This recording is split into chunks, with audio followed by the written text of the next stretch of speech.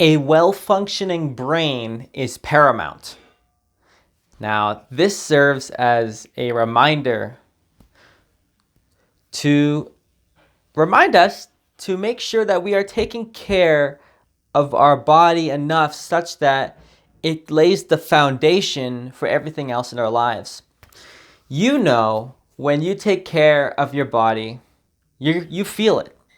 And likewise, when you don't take care of your body, you also feel it. Just in the opposite direction. Recently, I've been experiencing a depression. And one of the things that is immediately getting me out of it is making sure I take care of my brain. Making sure my brain is functioning optimally. So, and that also comes out of a deep value of mine, which is health. I really, really value being able to think clearly and to be able to focus, to have a clear mind, to not have it such that I have brain fog, like I'm thinking through a marshmallow. And it's so important and paramount for me to be able to embody that state of consciousness as much as possible, if not 24/7. I really value being alert. I really, really hate when I am tired and I have to then, force myself to focus or perform. It never works out well. You've probably had it where, you're too tired and you had to go to school or you had to go to work and you had to be doing something that you didn't want to do, and on top of that, you're tired. That's when I remember now how much Matthew Walker changed my life by listening to him on the Joe Rogan podcast, just convincing me on the importance of sleep alone. So let's go through the list of how you can actually make sure that your brain is functioning well. So there's the wake up times, there's the sleep times, right? Committing to those, right? Giving yourself enough sleep. There's giving your body the exercise it needs so the blood can go through your brain. There is feeding your body correctly. There's a lot of people that shouldn't be eating wheat, dairy, and especially fried foods, canola oils, those seed oils. And then there's also all those refined processed sugars. I know immediately if I want to destroy my day, I just need to eat a candy bar. Something with cornstarch in it and all that nasty stuff.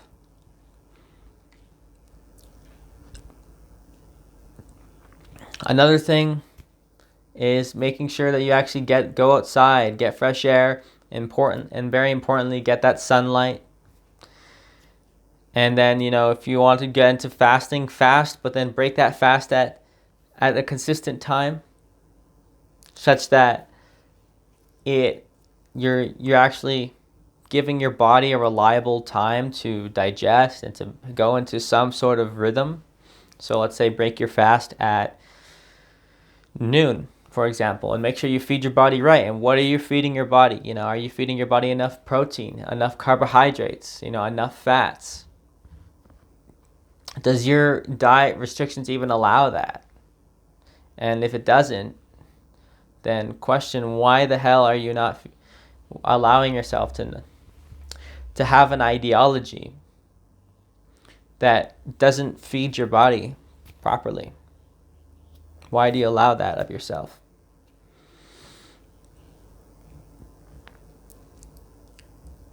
But yeah, one thing that really helps me to stick with, a workout or a wake up time is really grounding it in my value system.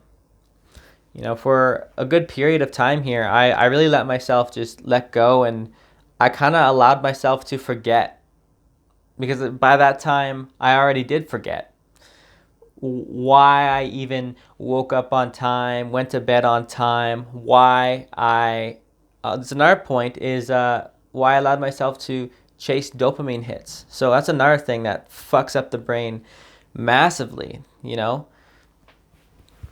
This phone here is instant cocaine. And to allow ourselves to be taking hit after hit after hit is fucking ourselves up. And another thing that really came to my mind too was, you know, we are training our brains to not participate in reality. We actually want to fall asleep. I was listening to a talk by Owen Cook, and it was being in like a derp mode, right? Where you're just looking for ways to fall asleep. You're looking for ways to avoid pain, because thinking, as he said, creates cortisol. And cortisol is a stress hormone. You know, thinking about your life is, you know, thinking about what you're doing, thinking about anything, being active, being an active participant in the dream of reality. This is difficult shit. It's emotionally difficult. And so what do? We avoid it. You know, what the pattern we're going to see as technology progresses is we're going to have to think less and less and less. And it's already happening. You know, ChatGPT has come in. You know, now we have to even think less about writing difficult letters to people or whatever, right? It doesn't have to come from us anymore. I mean, we just have to prompt it. We barely have to even think about the prompt sometimes. You know, and if you already tried this out, you know how much a relief it is to, let's say you want to make a letter that gives all this emotional energy,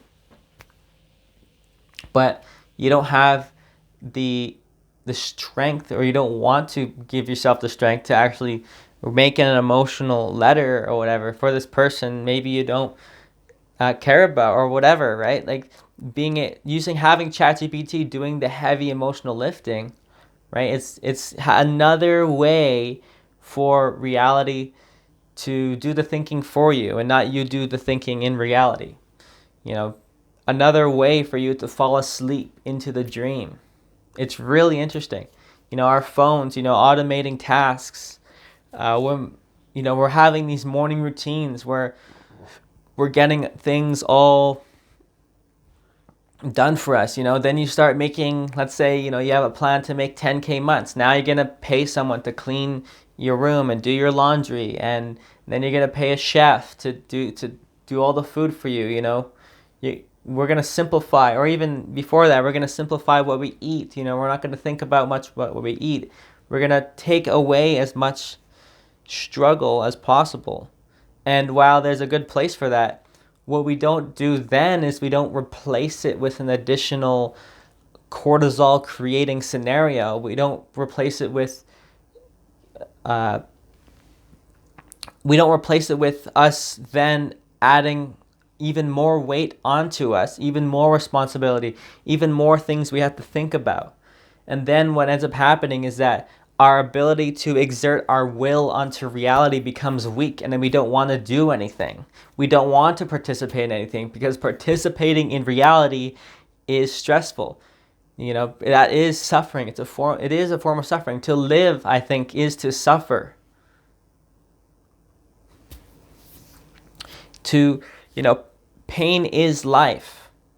You know, there's a reason why David Goggins preaches so much to do something that sucks every single day, because you're training your brain to be a brain that can approach pain, approach emotionally difficult stuff. Because when you can actually approach things, face things head on, then you can own the dream you're in. You can own your life. You can own everything. You can take responsibility. You can participate. And when you can participate, then you can fully lean into life, lean into the dream. Lean in to what you actually want so that you can actually live your life. You know, not just sitting back watching a TikTok or a YouTube video or a movie or a Netflix, right? That's kind of being on the sidelines. You don't have to think, you know, and then as a result, we're getting even less and less quality content, and then you don't even want to listen to deep things, and that's and you can see that people want to lean into life, and that's why the educational space exists where people want to listen to 3-hour lectures into deep things and to make them think deeply about life. People want to participate. So one thing when it comes to creating an optimal brain for health is to find new ways to participate in life. Now I'm a little bit off topic here, but this all ties into, it's a value of making your brain run optimally and just how paramount that is. And the way you do that is by participating in the emotional difficulty of waking up on time, going to bed on time, taking away the unearned dopamine hits, no more YouTube, right? Feeding yourself at correct times, actually taking the time to actually prepare the food, taking time to comprehend your fucking nutrition, taking time to make deep decisions about how you want to live aligned with your values. Like, make a deep decision like to never drink alcohol. That's a very deep decision. Make a deep decision to always feed your body the nutrition it needs every day. Make a deep decision to give your body the exercise it needs every day. Make a deep decision to follow a structure, of a schedule, of a routine, because these things that you're doing is going to help you, because it honors your value. And actually, when you're working out, when it's getting difficult, you're actually valuing that. You're valuing the struggle, because hey, I'm training my brain to do emotionally difficult things here, and that helps me. When I can train my brain to do emotionally difficult things, then I can lean into life more, because I value leaning into life. And then there's when I don't open my phone and I just, let's say I have my phone, my alarm on, I silence the alarm and I walk away from my phone. I don't, I've got 20 messages on my phone right now. Haven't fucking went through them. And that is important, to not give myself all those unearned dopamine hits. I'm going to go get my earned dopamine hits by working out, doing some journaling, getting in that shower, getting into that cold in that shower.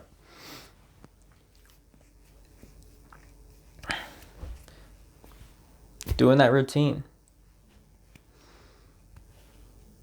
So if you're struggling to reconnect with, if you don't like the way you're feeling, like the brain fog, right? Reconnect with that value of health that you have, and make this one-to-one in your mind, that functioning well such that you don't need an unearned dopamine hit. You don't need that hit of crack from your phone. Make this synonymous, with the value of your deep value of health. Really inflate your value of health in your mind, because it's there. You're living in reality. You don't like to suffer for the wrong things. You want to suffer for the correct things. To live life is to suffer. And we actually want to suffer. We just want to, because suffering is happening either way, right? You're going to either be suffering from inaction, from indecision, or you're going to be suffering from decision and putting effort in. So, both the fork in the road is both, they're identical in that they're both suffering. It's just one is indecisive and one is decisive. And you want to make a deep decision that you want to honor these values. And this value of having a well-functioning brain, a well-functioning body is one of them. The value of health. You already know what to do, right? If you want to really maximize all of it, right? There's a video called How to Shop for Healthy Food on actualize.org. There's so many workout programs, get a kettlebell. There's Pavel Tsetsulin's Simple and Sinister kettlebell routine workout. Fucking pick up Atomic Habits and just start putting on your running shoes every day, and walk 5 minutes. It doesn't have to be something crazy, embody some Andrew Huberman and walk outside and get that sunlight. Start to find footholds for yourself to create more and more momentum for yourself, for your mind. Maybe today you'll still be addicted to those dopamine hits because you're like a little fucking crack addict. But now we're gonna start walking, and then the next day, maybe I'm gonna run for 10 minutes, right? Maybe do some push-ups or whatever, right? And then and I'm gonna be intentional about feeding myself, okay? And I'm not gonna feed myself, highly sugary, oily, salt, sugar, fat, all that stuff, right? I'm gonna have a high protein, high fat breakfast, right? And I'm gonna have it on time. I'm not gonna just not eat and then just call that fasting. It's like, no, I'm gonna eat and break the fast at noon, right? To be intentional about your life. I'm gonna be intentional about making the food, right? And preparing the food. And not just leaving up the chance where there's nothing prepared and then you grab something that's not healthy. Make a decision to align yourself with what is already an intrinsic value for you. And I want just to remind you that this is an intrinsic value of yours, to have a clear mind, to be functioning well. When you're really like digging into something that's, cognitively demanding, and it demands like your mind to wrestle with it, creating an art of some form. Business can be a form of art, if you're entrepreneurial, right? Or is it creating a video or writing a book or writing a script or painting and doing that rep of painting. And, this time I'm going to, watch one tutorial on how to paint clouds and then try to apply that one tutorial, right? Finding ways to challenge yourselves and then noticing and being extremely mindful anytime the brain is going to go back into the default mode network of just trying to step out of life, trying to fall back asleep, trying to avoid that cortisol, trying to check out. Notice when you're trying to check out of reality, because usually that's avoidance of cortisol, avoidance of pain, avoidance of truth. And a lot of times the truth of the matter is that our lives are not as abundant as we need them to be. Our lives are not, we don't have that Maslow's hierarchy of needs correctly met. There's the physiological needs, okay? Like, how well are you taking care of the physiological needs of your fucking brain? Are you feeding it? Are you sleeping it?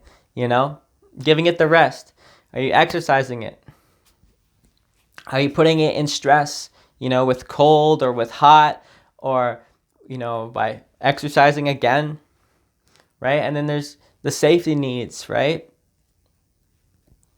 And then there's, you got to make yourself feel safe. Like, do you even feel safe where you are? And then there's the love, do you even feel loved in some way, even if it's just with a friend or parents, right? And then esteem, right? Are you actually creating direct experiences where people can respect you? And are you doing things that you respect yourself for? Or are you doing things that you regret?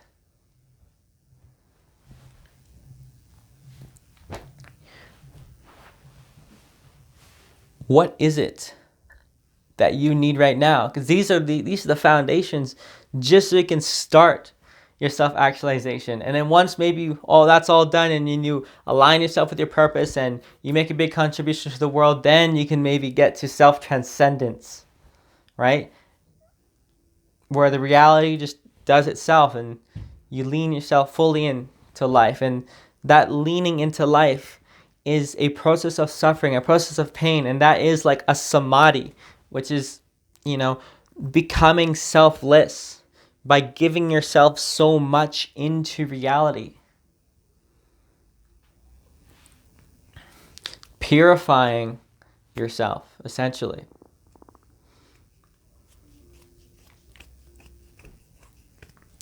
So, that's all I want to say here. I can always talk more. But yeah, this is I've gotten a lot of insight recently around just how important it is just to make sure you align yourself just with the value of keeping your brain functioning well. And that means, fed well, rested well, exercised well, challenged well, right? And then also, not falling asleep, not being in a derp state, as Owen Cook would say. And also,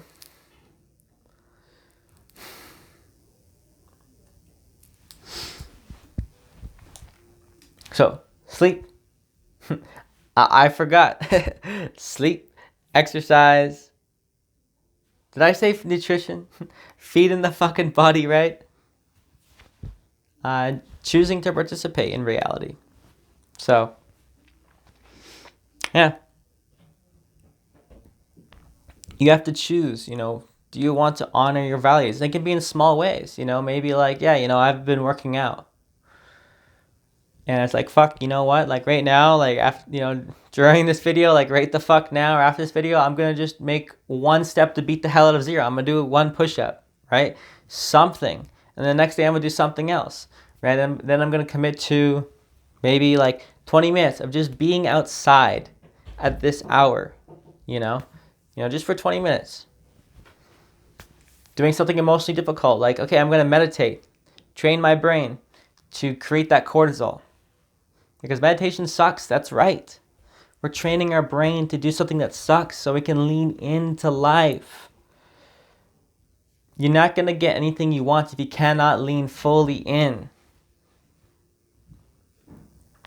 And so much of us are scared to lean in. We have so much fear to lean in. Because, I think we're afraid to be decisive because what if we make the wrong decision? But the only wrong decision is to not make one. Because, and I want to point you to Leo Guira's episode on how to be decisive, how to become decisive is what it's titled. And really contemplate those questions he gives you. So what are the best decisions you made in your life? What are the worst decisions you made in your life? And what made them best decisions good? And what made the worst decisions bad? And notice how a lot of suffering comes from indecision, because even though, maybe you're placed at a fork in the road and you don't know what the right decision is, then just make one, stick to it, because oftentimes in order to realize what the better decision is, we need to make the wrong decision for a while. But that clarity would not have happened if we didn't allow ourselves to make the wrong decision. If we just did not make a decision. So, make a decision with how you want to run your life, how you want to run your values, to be able to actually lean into life. Lean in. If there's a fork in the road, take it. Just whatever fucking direction. And eventually you'll be able to, clarify your values enough so you can make high quality decisions where the values that that are true to you, you will align with that so simply and it'll be so instant. You'll be able to make deep decisions that take people a very long time. But you can make it instantly because you know yourself so well.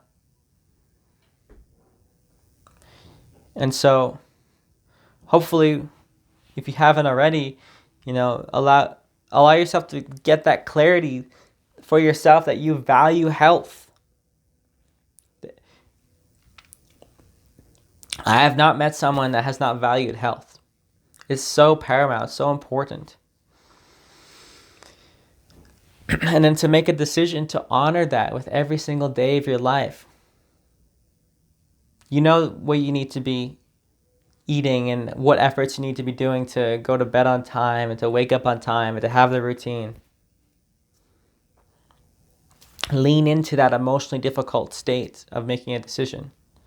Create that cortisol. Lean into creating that cortisol. So, with that, thanks for watching, and I'll see you in the next one.